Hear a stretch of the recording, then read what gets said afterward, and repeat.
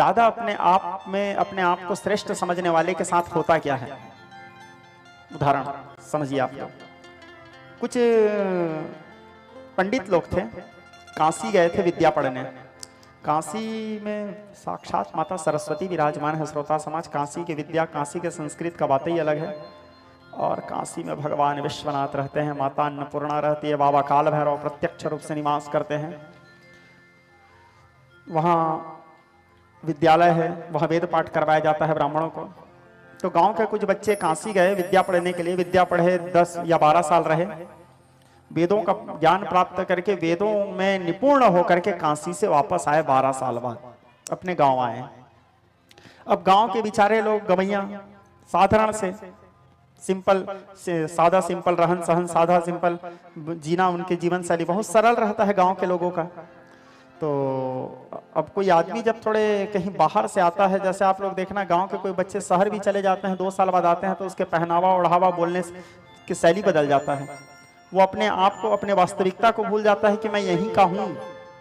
ठीक है, हम उड़ान चाहे कितना भी ऊंचा करें, आखिर में हमको नीचे आना ही है, इस बात को व्यक्ति भूल जाते हैं, फिर गिरते हैं मुंह के भार। ठीक है, तो अब विद्वान लोग 12 साल बाद आए। अब गांव, उसके गांव घुसने के लिए उनको नदी पार करना रहता है।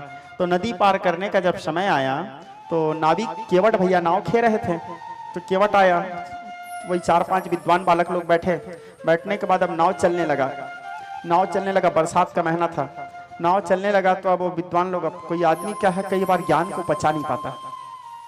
ज्ञानी बनना बहुत बड़ी बात नहीं है, ज्ञानी बनने के बाद उस ज्ञान को पचा पाना बहुत बड़ा बात है। कहीं भी बैठ गए और शुरू हो गए तो फिर गए। श्रोता वक्ता ज्ञान निधि कथा राम के गूढ़। जब तक के योग्य स्थान न मिले, जब तक के योग्य श्रोता न मिले, तब तक के गूढ़ रहस्य को नहीं बोलना चाहिए। कहीं पे भी बैठ के भगवत चर्चा शुरू नहीं कर देना चाहिए। ऐसे नहीं कि कुछ याद हो गया, 2-4 चौपाई याद हो गया, मानस के 2-4 गीता के श्लोक याद हो गए, तो अपने आप में श्रेष्ठ सिद्ध करने के लिए कहीं पे भी भड़ार भड़ार शुरू हो गए। जब बोलो तभी जब आपके बोलने का महत्व है, अनावश्यक नहीं। हमारे पिताजी कहते थे, बेटा कभी वाणी और पानी का दुरुपयोग नहीं करना चाहिए, उतनी बोलो जितना आवश्यकता है। आवश्यकता से ज्यादा बोलोगे तो आपके बातों का महत्व नहीं रह जाएगा। भगवत चर्चा योग्य स्थान देख के, अनुकूल वातावरण देख के ही करना चाहिए। तो अब वो विद्वान बालक लोग, बेचारे लोग नए नए पढ़ के आए थे, तो उनके अंदर भी थोड़ा था जी, अब 4 लोग जानना चाहिए भाई कि हम काशी से आ रहे हैं, 12 साल पढ़े हैं। तो अब केवट को पूछा कि भैया केवट, कुछ वेद का ज्ञान आता है जी तुमको?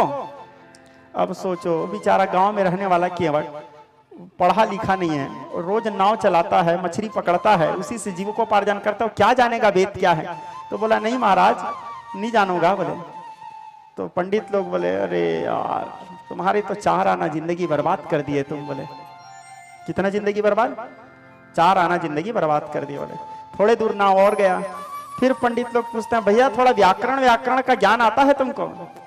केवट बोला, कहाँ ले व्याकरण के ज्ञान जानू महाराज, नाव चलाता हूँ, मछली पकड़ता हूँ, यही जीविकोपार्जन के साधन है। बोले मैं कहाँ ले व्याकरण जानूंगा? बोले तो पंडित लोग बोले, तो तुम्हारा 8 आना जिंदगी बर्बाद कर दिए रे केवट। तो बोला और थोड़े आगे गए।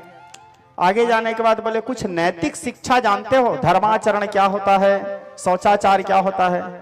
केवट बेचारा सिर पकड़ लिया। बोले तुमन मन काबर बैठे हो महाराज मोर नाव में गा? बोले मैं गरीब आदमी हूँ महाराज, नाव चलाता हूँ, जैसे अलवा जलवा जीवन जियत हूँ। मैं कहाँ ले व्याकरण जानूँ, कहाँ ले वेद जानूँ, कहाँ ले नैतिक शिक्षा आचार संहिता जानूँ? नहीं आया। बोले तो पंडित लोग बोले, अरे यार केवट भैया, तू तो अपने 12 आना जिंदगी बर्बाद कर दिया। बोले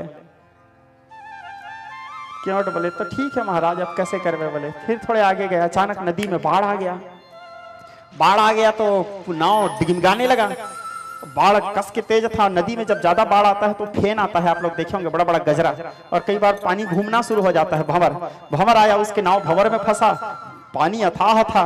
तो केवट पूछता है, महाराज हाँ तौरे पर आतेगा? बोले महाराज लोग बोले नहीं भैया नहीं आता। बोले मेरे तो 12 आना तक की जिंदगी खराब था, आपका तो 16 आना जिंदगी एक साथ खराब। बोले ठीक है। वो केवट मारा छलांग, तो केवट को तो आता था तैरने, निकल के चला गया। वो 5 पंडित वहीं डूब के मर गए। कहने का तात्पर्य वो केवट का हुनर था, तो कोई व्यक्ति कभी साधारण नहीं हो सकता, भगवान सबको कोई ना कोई हुनर दे के भेजते हैं, इसलिए सभी के साथ समान प्रेम करना चाहिए, सबको, किसी को छोटा बड़ा नहीं।